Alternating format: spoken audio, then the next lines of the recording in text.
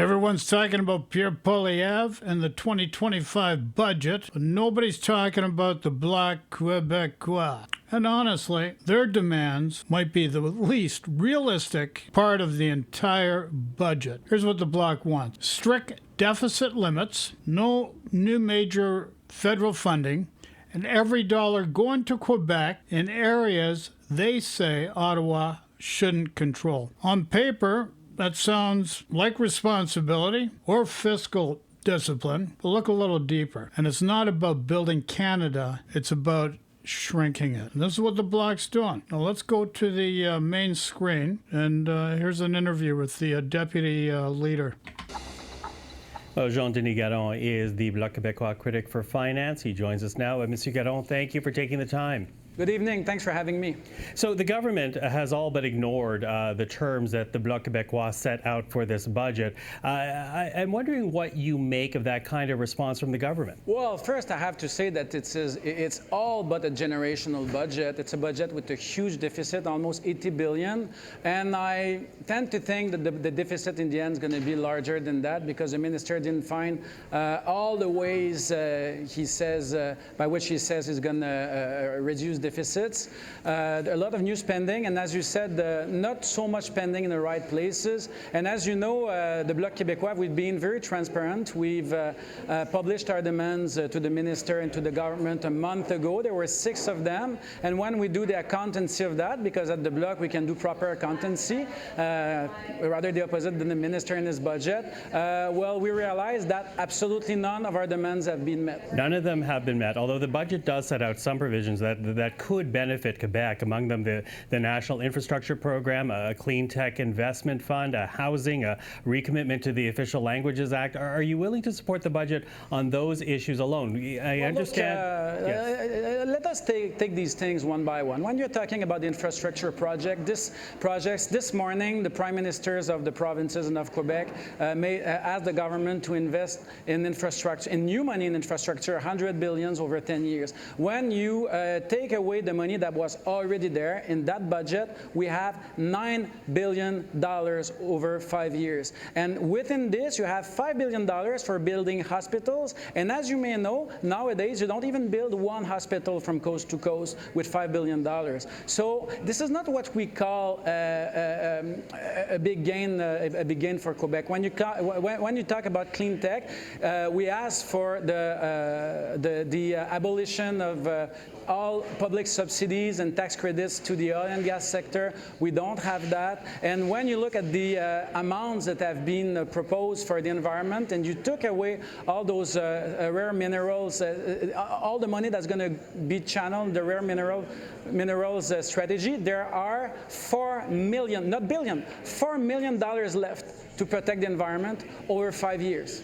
So I don't know. We can take the elements that you talked about one by one, but that's not what I would call gains. It's rather they're stunts by the minister, but there's no structured plan in there. So what will the official response be from the Bloc Québécois? We've already heard your leader, Yves-François Blanchet, say that the caucus would not support the budget. Is that where it stands now, that you have already decided that you will not be supporting the government in this? Well, we've been clear. The minister has decided that he will go buy shoes hundreds of kilometers away from Ottawa instead of negotiating. The result is that he didn't show even a minimum of empathy for our elders, for sick people in Quebec, for our mayors who have to take care of infrastructure. And so we have to discuss what we're going to do in caucus tonight. Okay, so now you see right away there's different demands on the budget. And, it sounds great, responsibility, fiscal discipline, but we need a different budget right now. And so they're going to say, no, we don't want it. This is the Bloc. It's going to say, no, we don't want it because you have not met our demand. So if the federal government locks itself into tiny deficits, it can't invest big at all. So, the Bloc wants small deficits, just like Pierre Poilievre wanted the cap at $42 billion. It's at $78 billion in the Liberal budget 2025. And so if the federal government locks itself in to tiny deficits and starts taking care of these special demands like for elders, etc., which are very intensive capital expenditures like the ones they want. And that means the government can't invest big. And that's exactly what the Bloc wants. And here's the part nobody talks about. Quebec depends on federal transfers for roughly 20 to 25% of the province's entire budget. I'm going to pull up a chart, and from this chart, I'll explain further in detail. Okay, as I said, here is the next point, the transfer payment problem. Quebec budget reliance on Ottawa. Quebec depends on federal transfers for roughly 20 to 25% of the province's entire budget. Healthcare, education, social programs. Ottawa money is holding up a massive percentage of Quebec's public spending. And this is not included in this budget. These are just the federal transfers. So when the Bloc demands a smaller federal government, smaller national programs, and smaller deficits, they're demanding cuts to the very funding that makes Quebec's own budget possible. It's like trying to saw off the branch you're sitting on. So just take a look at this chart. 25% from Ottawa, federal transfers. That's 25% of the whole provincial revenue. $1 in $4 Quebec spends comes from the federal government. So understand, this isn't about economics, and I'll show you what it's about in the next video here right now. Understand, Quebec, under the Bloc Quebecois and the provincial minister, Premier Legault, it's about separation. Deems it to be. Now, Legault is not as verbally active in mainstream media, but Yves-François Blanchet of the Bloc, he's very straightforward to mainstream media about his separatist, his interests as separatist. It was back during the election prior to April 28th. So let's be clear. This isn't about economics. The Bloc doesn't want Ottawa to build national programs, national industries, or national infrastructure. It doesn't work in their favor because a strong Canada makes separation harder for them. It's not about balanced budgets. It's about weakening the federal system, just enough that Quebec can walk away. Now, J.J. McCullough, he's done some work with the Bulwark in the States. I believe he's in the city that I'm in right now. Just did, less than a week ago, a video upon or about Legault and the Constitution of Quebec. Take it away, J.J.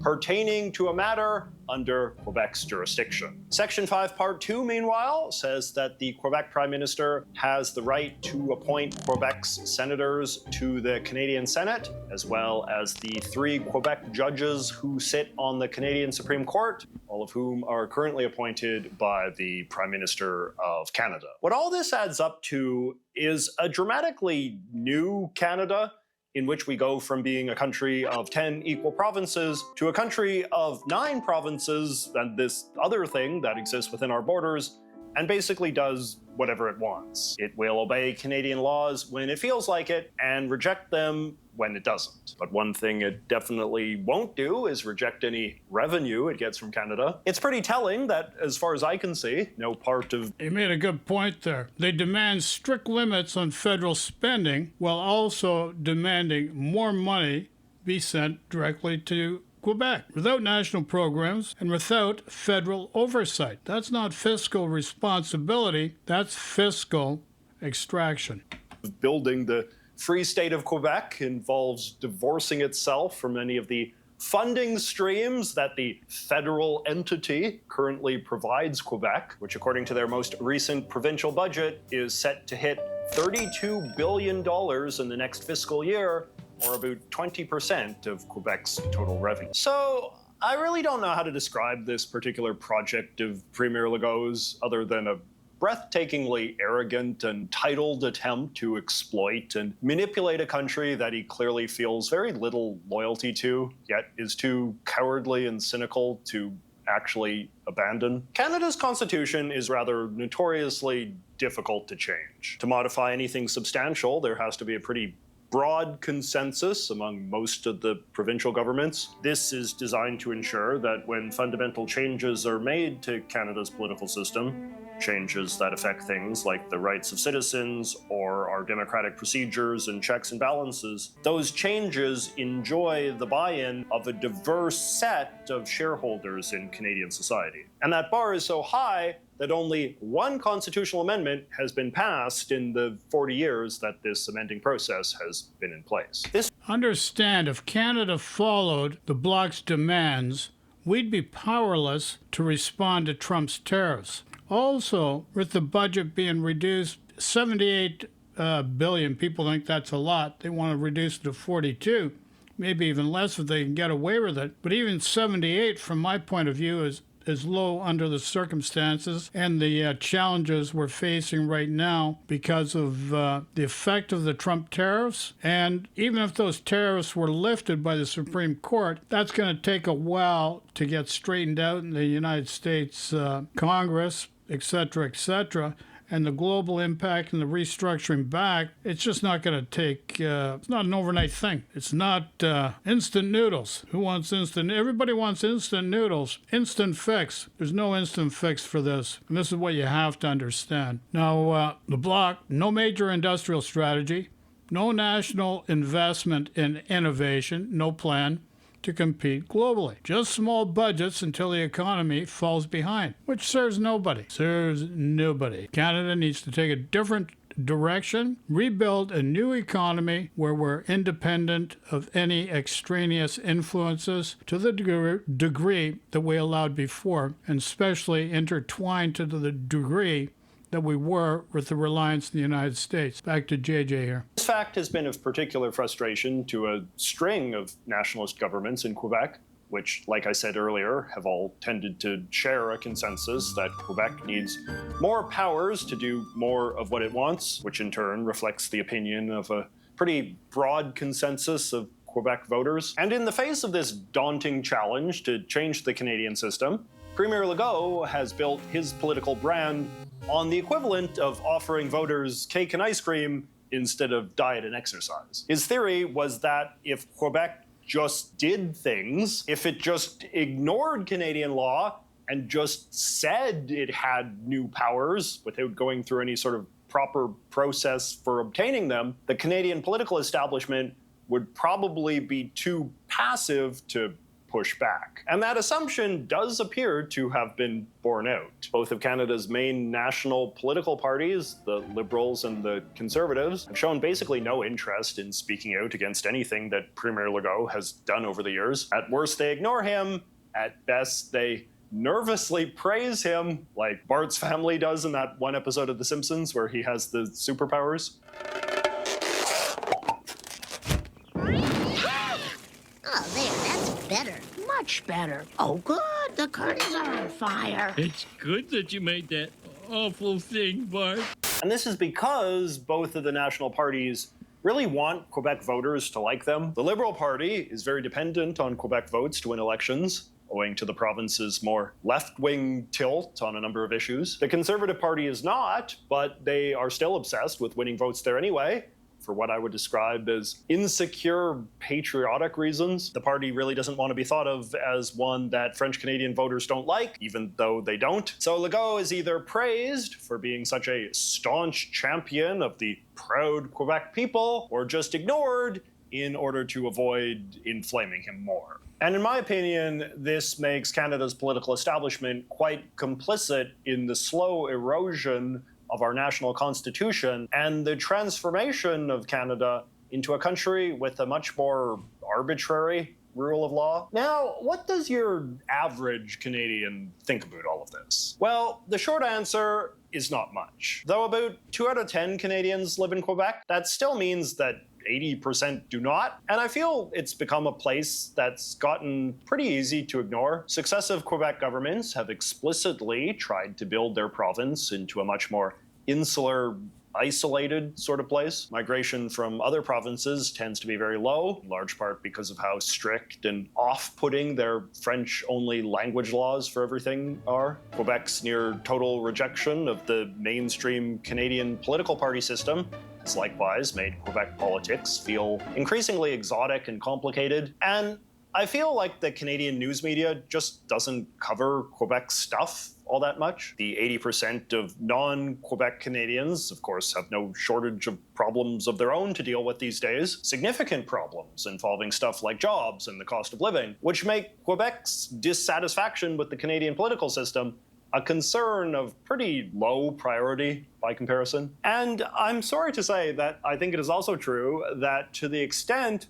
that the rest of Canada is aware of what the Quebec government is up to, it strikes a lot of people as so preposterous and spoiled, and even somewhat delusional, that it's worth ignoring in just a kind of exhausted, resentful way, the way you might ignore a child who's throwing a temper tantrum. But We can go to the but that's fine enough, JJ. We appreciate your input, sir. Greatly appreciate it. Love and peace to you. So, when the Bloc talks about responsibility of protecting Quebec, remember this. Their end game isn't a stronger Canada, it's a weaker one. And if Ottawa follows their blueprint, Canada loses the very tools it needs to build the future. Our future and the future of the youth. And if Ottawa follows their blueprint, that future flies south just like the geese, like the goose. That's the way Alberta wants it, but we're in a very interesting juxtaposition between Alberta wanting to separate. Mind you, they're exporting more oil than they ever did in the history of the Confederation. Quebec,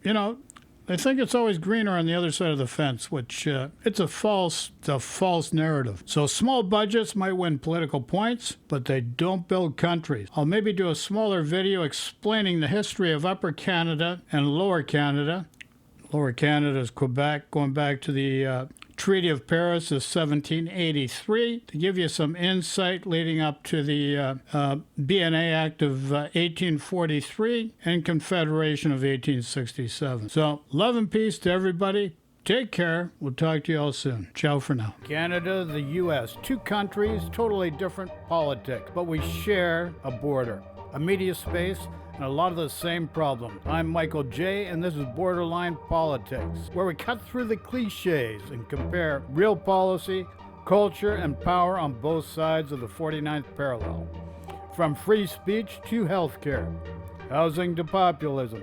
If it matters politically, we're breaking it down. Subscribe for smart, cross-border political insight. Two countries, one conversation.